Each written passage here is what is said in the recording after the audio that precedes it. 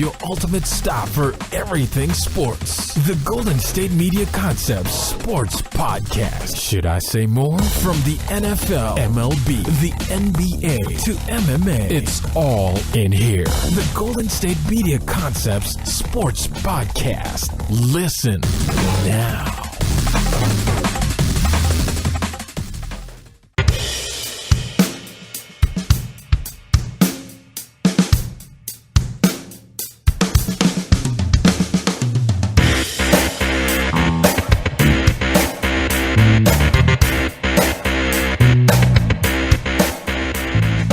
Thank you for listening to the Golden State Media Concepts Sports Podcast, where we discuss all the news in the world of sports. My name is Ben. And I'm Anthony. We are back here on a Wednesday, leading you kind of like midway through your week. You know, we got a lot of good storylines, stuff to talk about.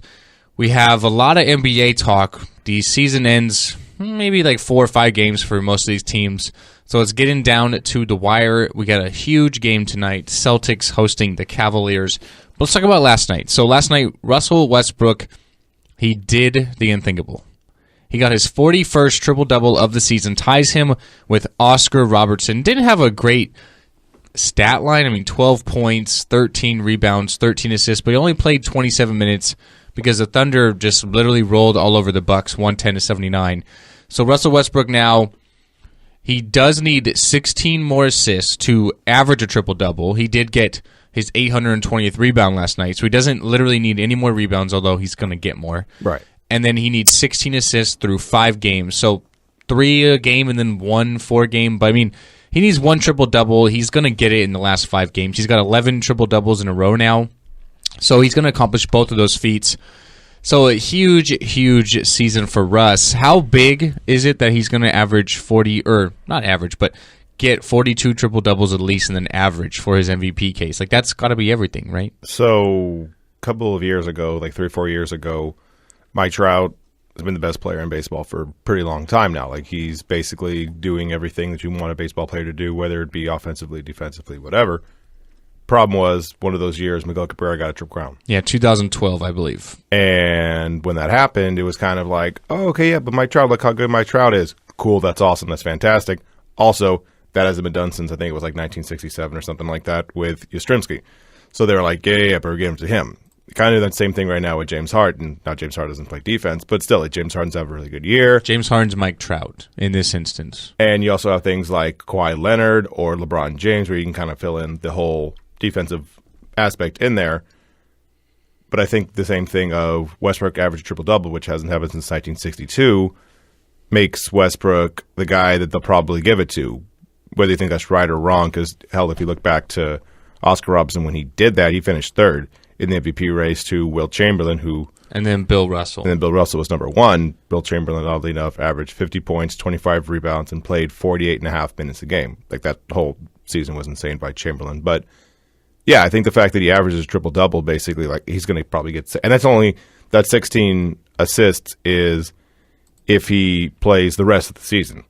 Like, that's not if he misses, like, 3 games, right? Like, that's the 16. Yeah, he needs – well, if he doesn't play – If he doesn't play, if he has like, a injury or whatever, he doesn't play the rest of the season, then he still gets a triple-double. This is just like if he plays all 82 every games. Yeah. Right. So, obviously, 82 games to average 10 would be 820 assists. He's at 804 right now. Right. So, he's not going to take any days off unless he gets injured, which I hope that's not the case. Sure. So, he's going to accomplish that barring injury. Mm-hmm. And, I mean, I've said all along I'd go with Harden if Westbrook did not average a triple-double, and Westbrook's going to. Mm-hmm. But, I mean, I still want to go Harden a little bit because we almost expected this with Russ. We almost expected KD's leaving. He's going to put up insane numbers. Sure. And I think with the Rockets, you didn't really expect to see Harden doing what he's doing. And I think the team's better, and he's shooting a better percentage. He's the first player ever to score 2,000 points and assist on 2,000 points in a season, which is phenomenal. I mean, it's because of how much threes the Rockets shoot. They literally shoot more threes than 2-pointers almost. But so it's tough. It's like a back and forth. I mean, Kobe Bryant said co-MVPs. I don't want to go that far, but you can't argue either way. So it's going to be really interesting. And then what I think is more interesting about this and kind of ironic is the Rockets are going to be the 3 seed for sure. Like, there's no way they're going up or down. Mm-hmm. There's a little bit of leeway with the Thunder. They're like 2.5 games up on Memphis for the 6 seed, and they're like 2.5 back of the Clippers for the 5 seed. But, I mean, 2.5 with 5 games left is pretty tough to overcome. So imagine a first-round matchup of James Harden and Russell Westbrook. Like, that'd be fantastic. And it'd be the top 2 MVP, I guess you can say challengers or contenders. But so that'd be really, really good to see. And we'll see what happens. I mean, you can't argue either way, as I mentioned. They're both having fantastic seasons, so we'll see what goes on. And then other words in the NBA, the Warriors roll on to their 12th straight. They win over the Minnesota Timberwolves 121-107. Klay Thompson had 41 points in that game. Did you see what Klay said about how he feels he's been shooting better, the reason why? No, what did he say? He said, I mean, the weather's been fantastic lately. I think that's making me shoot better. And you're kind of like, well, I mean, you play inside a stadium, but I guess I kind of understand it from his standpoint.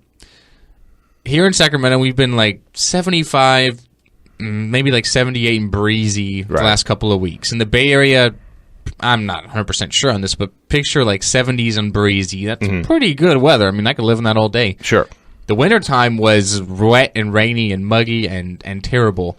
Don't you think you're in a better mood like when the weather's nice like that? I mean, I'm not going to say this is the reason, but I kind of get where he's maybe coming from a little bit. Yeah, there could be a thing to that of if you're always coming in, they don't exist anymore, but like, Seattle, something like that. If Seattle's always coming in, you're always, raining, everything else like that. You probably come in a little bit sadder because it's not everything. You come outside, it's sunny, you probably just have a better demeanor. I get that part of it.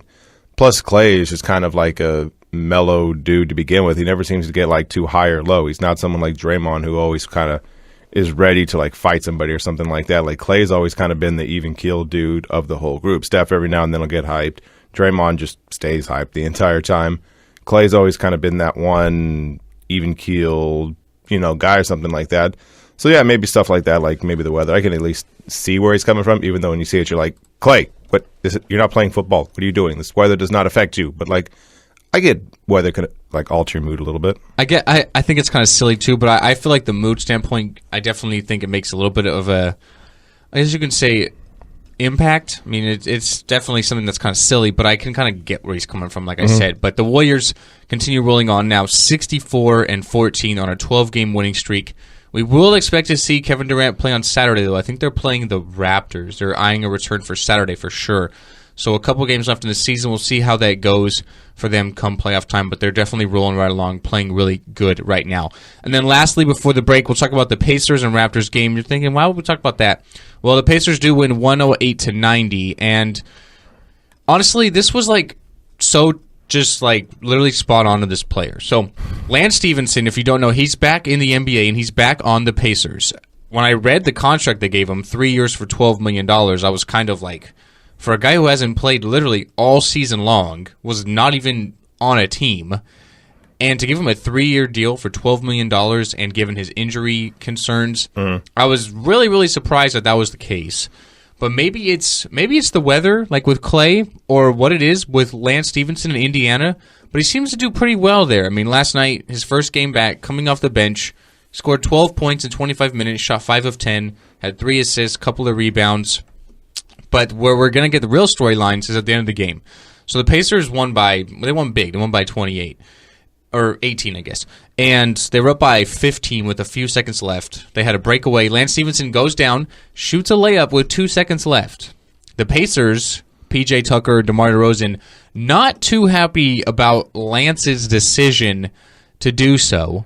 But isn't this just a typical Lance Stevenson thing? I mean, they started like pushing at the end of the game, and typical Lance to just go down there and try to pad his stats a little bit, or I don't know what he's even thinking. But I mean, he did apologize after the game, but I don't know what he's really going through. Lance might be the greatest agitator we have in the game right now since Ron Artest in his prime. Like, he might, for different reasons, like Ron Artest would just kind of get in your face defensively and just like irritate you like that. Lance is just someone who, whether it's, the layups at the end of the game or, old school blowing in LeBron's ear or something like that, he's just kind of an agitator in that aspect. And the contract thing, I actually get in a certain way. Like, yeah, his production is not warranted a basically contract that big, but from what I've heard, like he was so not insulated is the right word, but like when he was in Indiana, like they loved him. Like Larry Bird loves him, and like he was treated really well. And then basically once he got out of that bubble or whatever you want to call it, when he went to Charlotte or wherever else he played, like it just wasn't the same. And they asked a little bit more of him, and it was just like a different situation that he wasn't comfortable with. It didn't work out with Indiana.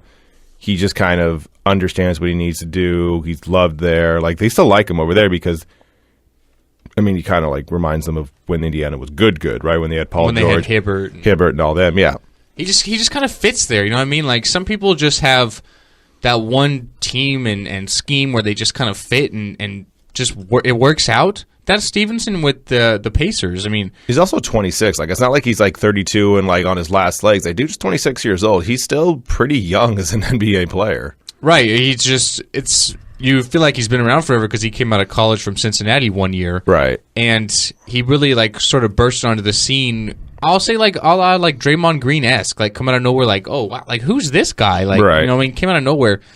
So I'm happy for Lance that he's back, but I mean, typical Lance Stevenson. He said like he did it for the fans because they were like cheering him on, and like you said, he's still liked there because, give or take, a few years ago when LeBron was on the Heat, they had their series. I mean, the Eastern Conference Finals, Game 7, and here's another thing that could be interesting. Right now, the Cavs have a big game tonight against the Celtics. Of course, they're tied atop the East, but the Pacers are the 8th seed. Mm-hmm. So imagine LeBron against Stevenson again, possibly 1-8, maybe even 2-7 because the Bulls and Pacers are tied for the 7 and 8 seed. So that'd be fun to watch. Hopefully that is the case. We'll see. We have about a week and a half left of the season for most teams, so we'll find out. But we'll take our first break here on the show, and after the break, we're going to talk some NFL news. Amazon is going to be streaming Thursday Night Football next season. The Dallas Cowboys are trying to host the NFL Draft from next season. And now that Tony Romo's retired, what do some of these teams that need quarterbacks do? We'll talk about that next to the GSMC Sports Podcast.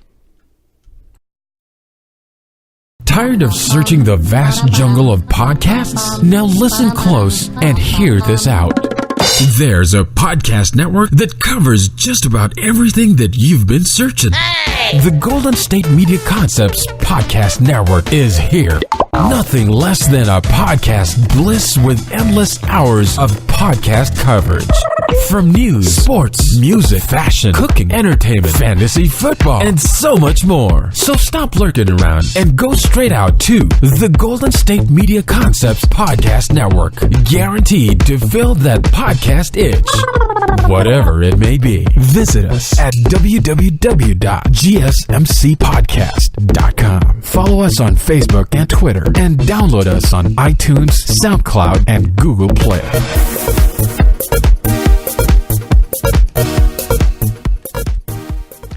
So Amazon next season will be streaming at 10 Thursday Night Football matchups.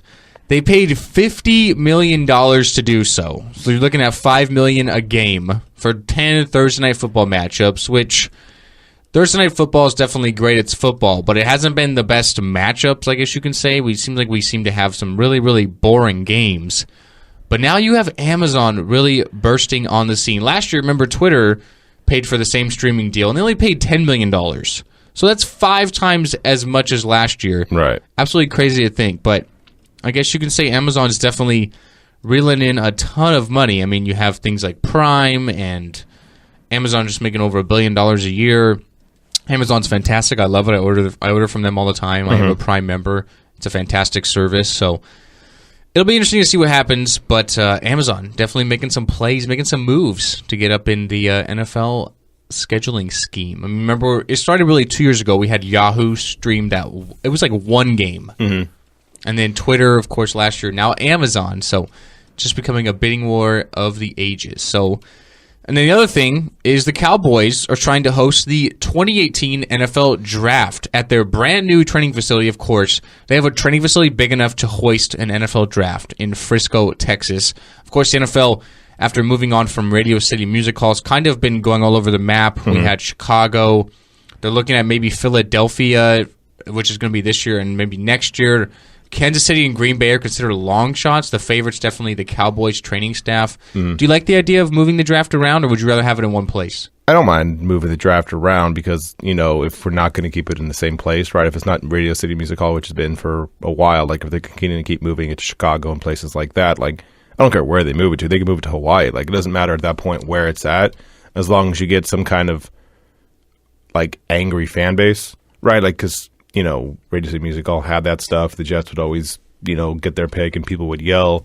So whether you put it in Chicago or Philadelphia or Houston or like someplace basically where you're going to have those like angry fans, right? As long as you kind of get something like that, make it almost kind of like a wrestling kind of feel to it where it's just like you get the crowd like either cheering or booing something, then I'm fine with it. But as far as the specific place, if it's not going to be in one area, I don't care where they put it. Yeah, I don't really mind that it moves around. I wouldn't mind seeing maybe like you said, like one team host it, not necessarily at their training staff, but kind of like how they do the NCAA tournament, whichever college is like closest to the neutral sites kind of hosting it. I wouldn't mind seeing that. I don't have an issue with it.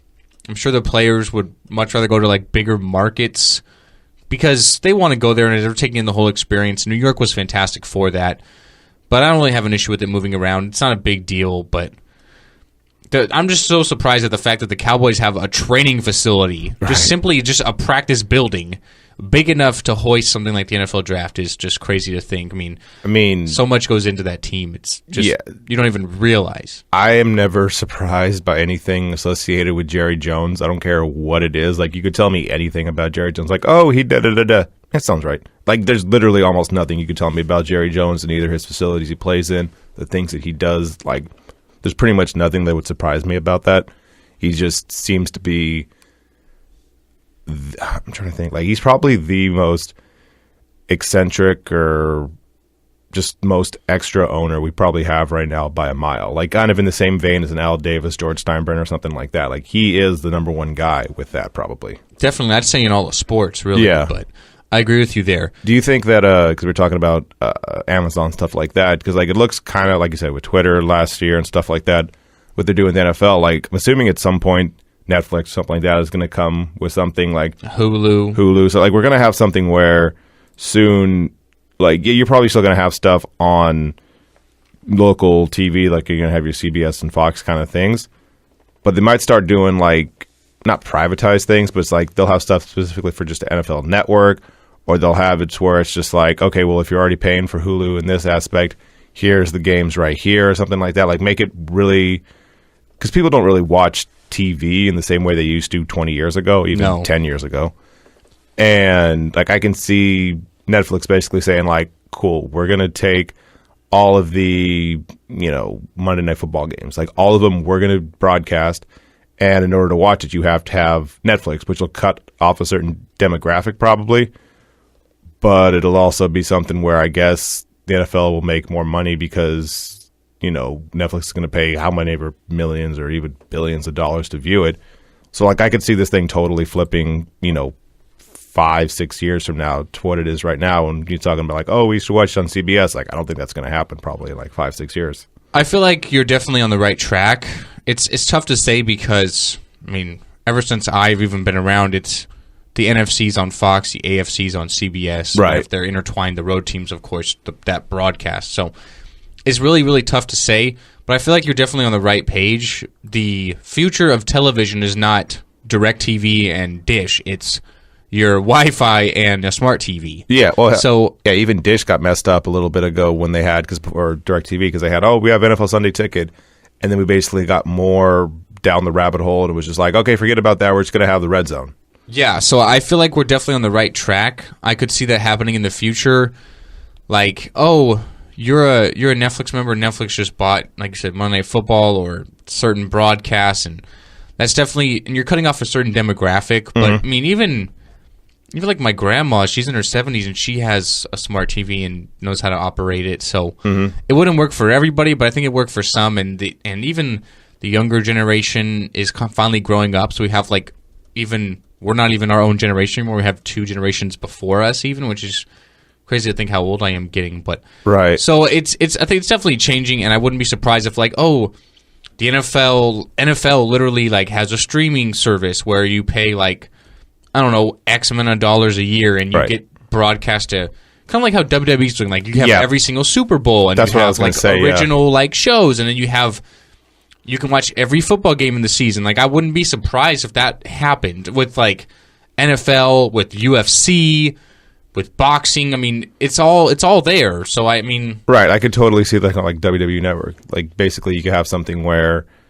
like you said, with a smart TV or something like that. Like, not just the ones that you can plug, USBs or anything into, but the ones that you can actually through your remote say like, okay, like either Netflix or Pandora, like whatever you want to click on the actual TV. They'll just have another little app on there. You can kind of go, okay, cool. We're going to do NFL.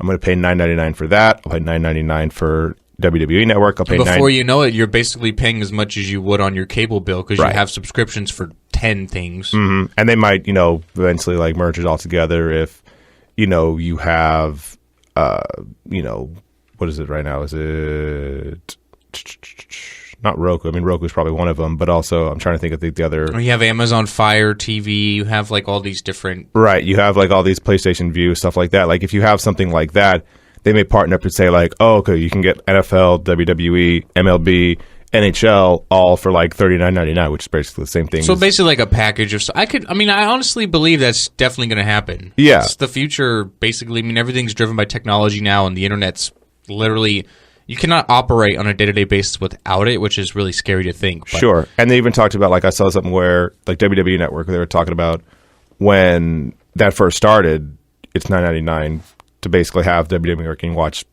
WrestleMania, Royal Rumble, like all the big ones and all the small pay-per-views also. But they're talking about like how you basically had to have like over 1 million subscribers just to kind of break even for what they did before with like pay-per-views.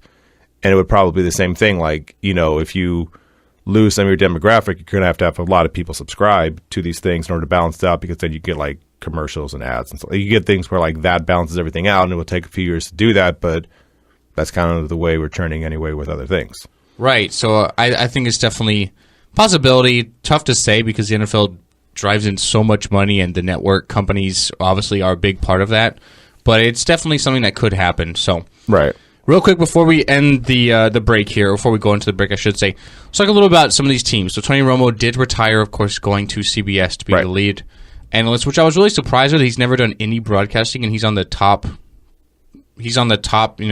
Echelon with Jim Nantz on CBS. So I was surprised about that. But right. So let's talk about couple of teams that were always rumored to maybe even pick up Romo. So you have Denver, of course, and then Houston. And I really want to talk about Houston more because Houston traded away Osweiler, and I'm sure they definitely had a couple of things into that. Number one, they wanted to literally just turn the page on that nightmare of a contract they gave him 2 seasons ago. So that's number one. But two, I'm sure they had in their mind maybe a little bit like, okay, let's make a play at Romo now once he finally gets released, or maybe we can factor in a trade where we give up literally nothing.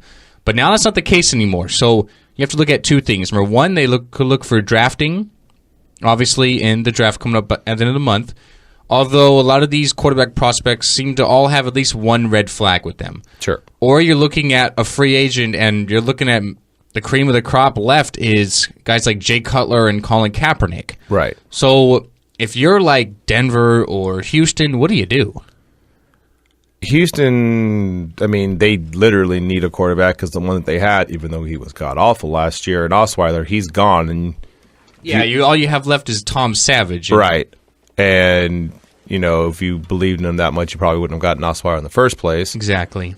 And over in Denver, you literally decided, okay, no, cool, it's fine. Yeah, I understand that, Peyton Manning retired. We're going to go with the quarterbacks that we have. And then that didn't go out too well. You didn't make the playoffs. The defense is still amazing, but you can't rely fully on them to get to the playoffs. So, yeah, I don't know if Denver decides, because they were trying to get Kaepernick last year. Right. Or at least there was word they were trying to. So I don't know if they go back and basically say, like, okay, we're going to do this.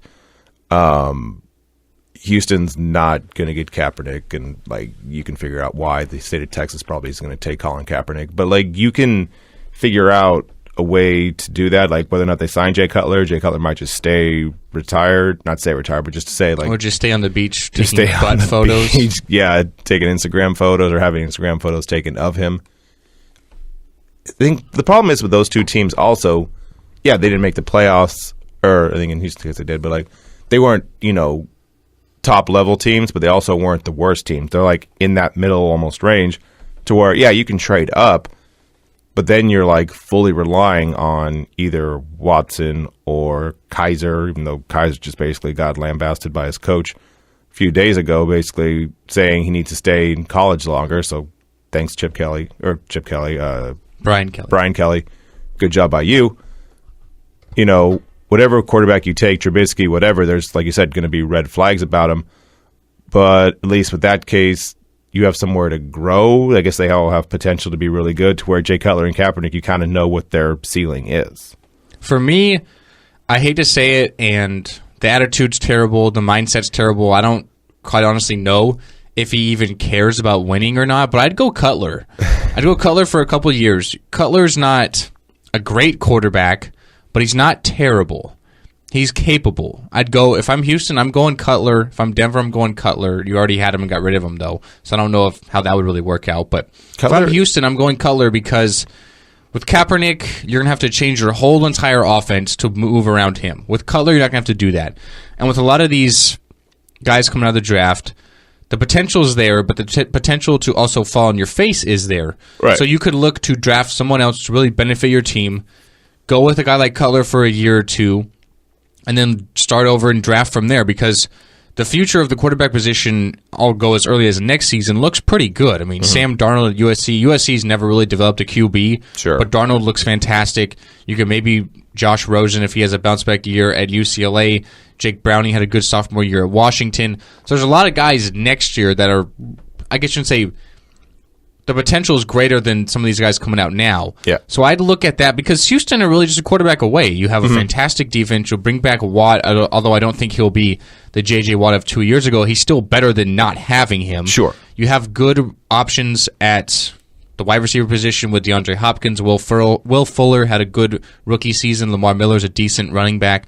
So you're really just a quarterback away. I'd go with Cutler for a couple of years and take my chances. Jay Cutler. You're not going to have to pay him anything. Jay Cutler is the football epitome of the bad boy who you think you can change. And quarterbacks and coaches have been trying to figure that out for the last decade plus. But you don't have to change him. You just have to deal with him for a couple of years and then see what happens. I mean, you got to realize you can't bring in Cutler and expect, we're winning the Super Bowl this year. But I think it gives you a better chance to win than sort of bringing in some guy off the street. But if you do that in Denver and Houston, that's what you're trying to do. Especially Denver, which just won a Super Bowl a couple of years back. You're saying basically if we get him, that kind of patches up that hole that we had. Yeah, but for me, I got to look for the option that gives me the best chance to win. Yeah. I think it's Cutler. I mean, you bring in a rookie, you're going to throw him into the Wolves right away. I don't think that's a good idea. True. I'm not going to go out and have Tom Savage. Like you said, if they were big on Savage, they would have never brought in Osweiler. Mm-hmm. Denver, I think it's a little more, I guess, stable. Trevor Siemian wasn't great, but he wasn't terrible. He's okay. And if he's your backup, that's fine. You're just trying to really bridge the door for Paxton Lynch anyway, because you traded up in the first round last year to get him. So I would go with Cutler, though. I think he's probably the best option out there, which is kind of scary to say, but yeah, it is what it is. We'll take our last break on the show. Now, after the break, we'll just sort of wrap it up. We'll talk a little bit about the NCAA championship game from Monday, some really I shouldn't say, just really poor officiating, really uncharacteristic how they took the game away at one point. And we have the par 3 challenge in the Masters today, and a reason why you would not want to win it. All that coming up next at the GSMC Sports Podcast. Check out the show built around the women of MMA. From the UFC, Invicta FC, Bellator, and one championship. We got the fights covered. It's the Golden State Media Concepts Women's MMA Podcast. The latest news of upcoming fights, discussions of previous matches. Join us as we talk to and about the biggest names in women's mixed martial arts. Past, present, and future. When it's the women's fight game, you know where to listen to. The Golden State Media Concepts Women's MMA Podcast.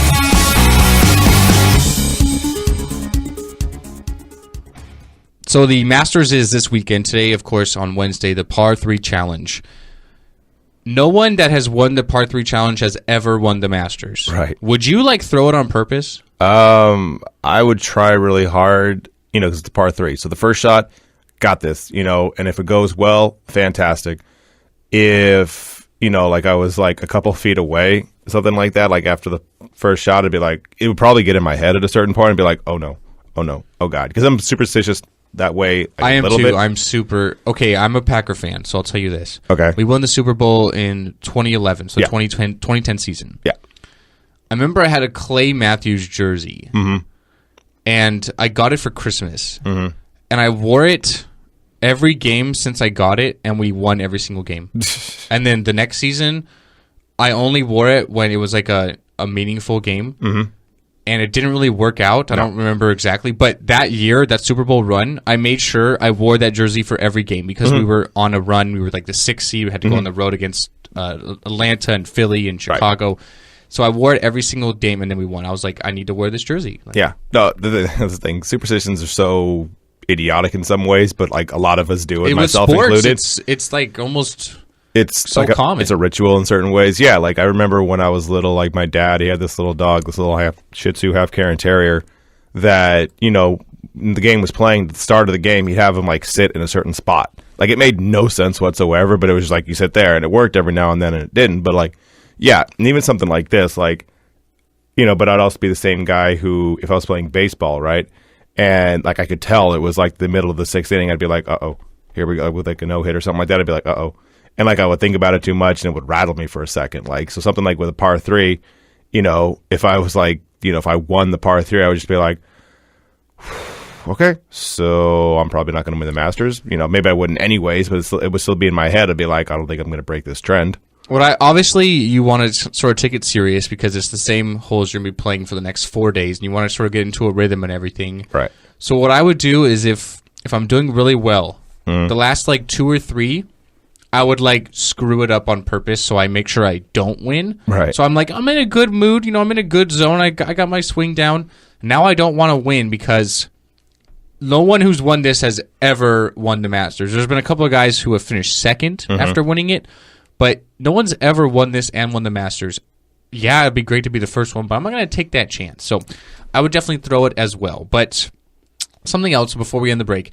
Or the show, I should say. Let's talk about the title game from Monday. Of course, UNC beats Gonzaga 71-65. Good game, but a lot of people really, really upset and unhappy with the officiating on Monday. Each team got whistled for 22 fouls. So you're looking at 44 fouls in 40 minutes. Right. That's a lot of fouls. That's over a foul a minute.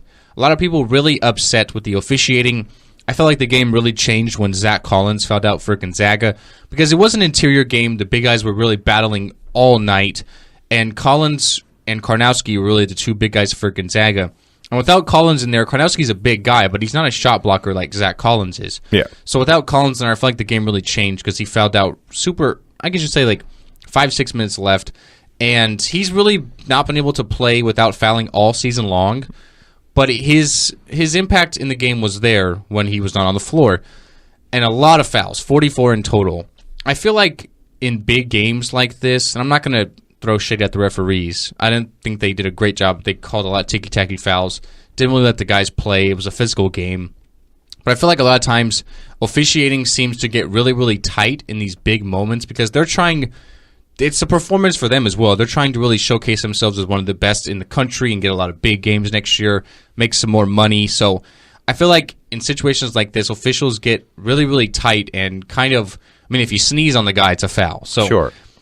I feel like that's what happened, and it's kind of unfortunate that took away from the game, though. Yeah, NBA, NCAA, you get the situation where the refs will call it one way, right? Either it's like really ticky-tack fouls, or they just kind of let them play, right? And sometimes, in the game, they'll basically just, like I said, let's say they call a foul all the time. And, in the NBA, you can do something where you can adjust to it, right? You can basically tell the players, like, look, man, this is how it's going to be. Like, you kind of got to adjust how you play. Like, if you don't want to have all these things happen all the time, you have to adjust to how the referee's not in reverse. And I guess you could say it to college kids, but you're telling 20, 21-year-old kids at best, to play differently and scrap whatever you've been doing for the entire season. And that's hard. It's easy for pro athletes because they've been doing it for a while. Like they know each other a little bit. They've been playing for, maybe 50, 60, 70 games at this point. For the college kids, like they're just playing, and like I can't really yell at them for that. You have to yell at the refs for that, but also, the way college basketball is now, you have it so like the way the coaches basically play it is basically the coaches say like we're going to run this set. Like I don't care if you think you have an open shot, like we're going to run this kind of like play, this kind of style, everything else like that, we're going to play zone in Syracuse or something like that, to where like everything's so jumbled and mashed together that like you never have, especially in the Final Four national title game, they're not like good like 85, to 80 games or 90 to 83, something like that. They're always kind of like in the 50s or 60s, lower kind of scoring games, 70s at best. And I don't know how you exactly flip that around. Like, yeah, we can yell at the refs all the time, but that's just kind of how college basketball is. Right. I was just kind of upset that it really took away from the game. And like I said, it was a physical game, and you can't say, oh, we're going to literally call nothing and just let them get away with murder out there. Sure, yeah. But it's like, it's a physical game. They're playing. It was an interior game. I mean, every single time down the floor, either Nigel Williams-Goss was attacking or he was dishing it off to one of the big guys. And the same thing with North Carolina. It was Joel Berry or Justin Jackson. They were dishing it inside to Hicks or Kennedy Meeks. And it was like every time you turn around, it was like, doot-doot, like the whistle. Like, come on, like let them play a little bit. Like these are big guys. Like they're going to be physical. I hated that was the case, but nevertheless, it was still a good game. I just kind of hated that I feel like the officials kind of took it away a little bit. And I feel like that's because they're so elevated by the moment as well that they're trying to like overdo it. Right. And it gets overdone. But anyways, it's going to be a while before we talk about college basketball again. Hopefully we don't have the same officiating problems in the NBA. Obviously, guys are a lot more established, and they've been doing this for years. So we'll see. But I'll be really excited for the NBA playoffs as well. That's going to be it for the show, though, guys. We're ending the show today. We'll be back in the studio again tomorrow. My name is Ben. And I'm Anthony. Thanks for listening here at the GSMC Sports Podcast. Have a good day, and we'll see you next time. You've been listening to the Golden State Media Concepts Sports Podcast, part of the Golden State Media Concepts Podcast Network. You can find this show and others like it at www.gsmcpodcast.com. Download our podcast on iTunes, Stitcher, SoundCloud, and Google Play. Just type in GSMC to find all the shows from the Golden State Media Concepts Podcast Network, from movies to music, from sports to entertainment, and even weird news. You can also follow us on Twitter and on Facebook. Thank you, and we hope you have enjoyed today's program.